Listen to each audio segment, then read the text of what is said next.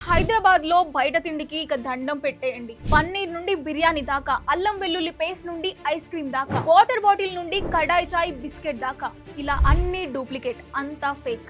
ఎందుకంటే మీరు తినే పన్నీర్ అంతా కల్తీయే. వేల కిలోల నకిలీ పన్నీర్ దొరుకుతుంది. బిర్యానీలో వాడేది కుళ్ళిపోయిన మాంసం. మీ ఫేవరెట్ డిష్ లు ఏ గలీజ్ మీట్ తో చేస్తున్నారో తెలిస్తే వాంతులు వస్తాయి. టేస్ట్ కోసం వాడే అల్లం వెల్లుల్లి పేస్ట్ కూడా నకిలీదే. ఎండకు ఐస్ క్రీమ్ తిందామంటే అది కల్తీనే. ఇవన్నీ విని తలనొప్పి వచ్చి దాహం వేసి వాటర్ బాటిల్ కొంటే అది కూడా డూప్లికేటే.